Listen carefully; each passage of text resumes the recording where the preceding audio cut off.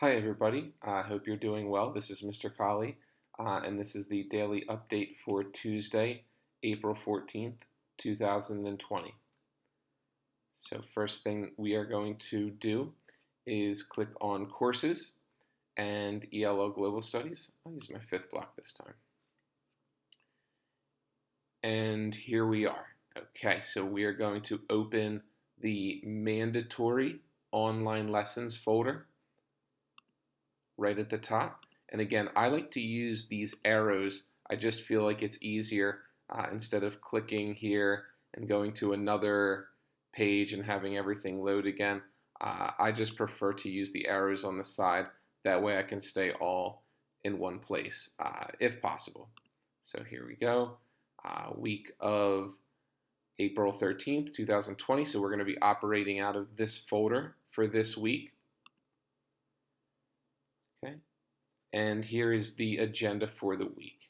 Okay, and if you notice, the notes, the World War I notes, and the web quest were from yesterday, Monday, and here is a new assignment for today, Tuesday.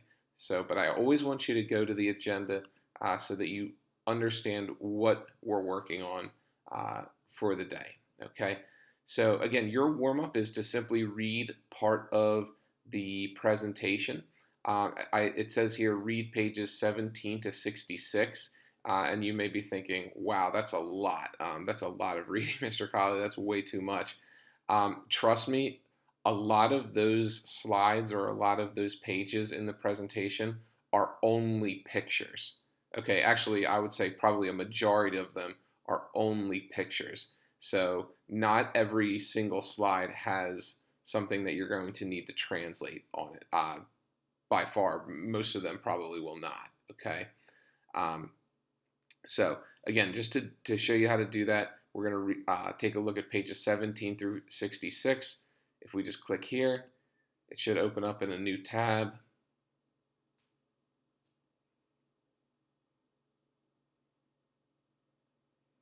And it's a big presentation, so it may take a minute or two to load up. But once it does, take a look here. We want to start on page 17, right? So I'm going to come back here and let's make this a little smaller. I'm just going to type in 17 and hit enter. And it takes me right to the page that I need. Okay, so this is a page obviously where it has some reading in English, and you might need to translate. So again, if you need to translate here, click on select text, and that'll change your cursor so that you will be able to highlight,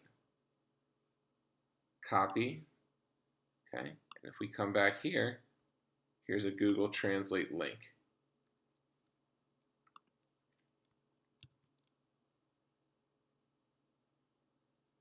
Okay, so here we have it in Spanish. Again, we could go French, we could go Arabic.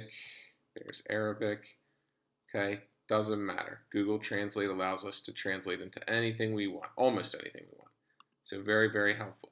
All right, so once you've taken a look at those pages, okay, and like I said, many of them are going to be simply just pictures. So here are pictures of maps, okay, just telling you who the allies were and who the central powers were. Some of you may have even, the countries you were born in, you may see up here.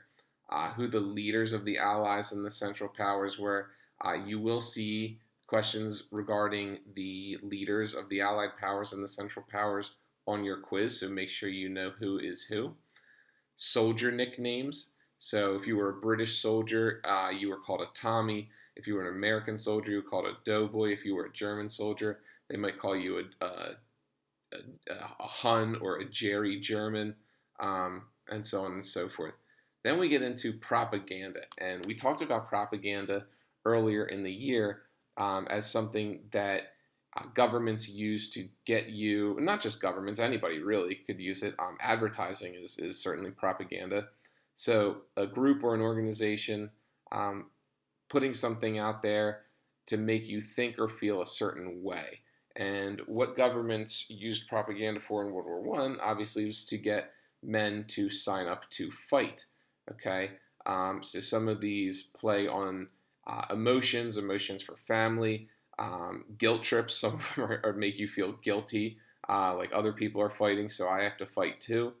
Um, and a lot of them are really thought provoking. So again, a lot of these slides are simply just photos for you to take a look at. Okay, so that should take care of the warm up, and then you have a vocabulary assignment as your main activity.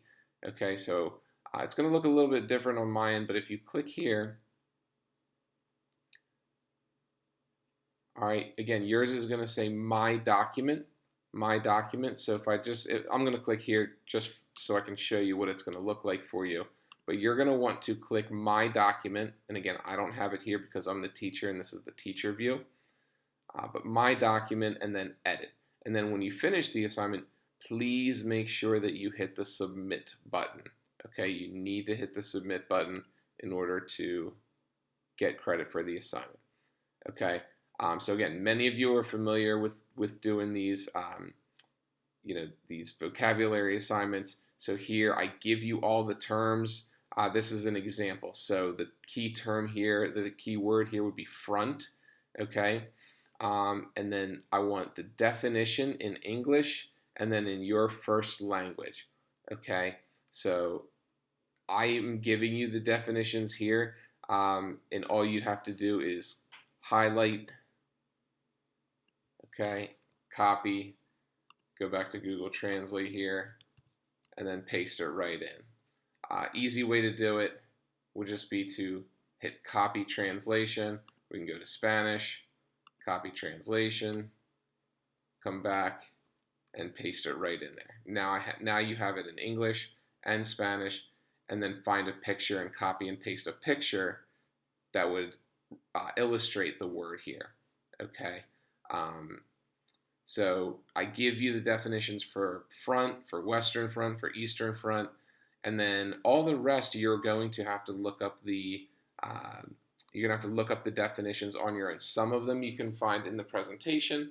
Others you may just have to use Google and find a definition for the word that way. So again, we have the key term, and if you want to put the key term in your first language, that might also be pretty beneficial. So if we try here with trench warfare, we can highlight trench warfare, go back to Google Translate, okay, and in Spanish, trench warfare translates to guerra de trincheras. I think I'm saying that right. So copy translation, boom, there you go, paste it right in there, and then you have it in your first language there as well. Okay, so the term in English, term in your first language, excuse me, definition in English, and then the definition in your first language, and then a picture. Okay? So again, if you're having difficulty with this assignment, please, please, please send me a message. Let me know, and I'll be happy to help you out. You can either email me or you can send me a message through Schoology simply by clicking up here. Okay? And then you can just type in my name, Colley, and there I am, and then send your message here and then click send. Okay? All right, everybody. I hope you all are well. Take care, and please let me know if you have any questions. Bye-bye.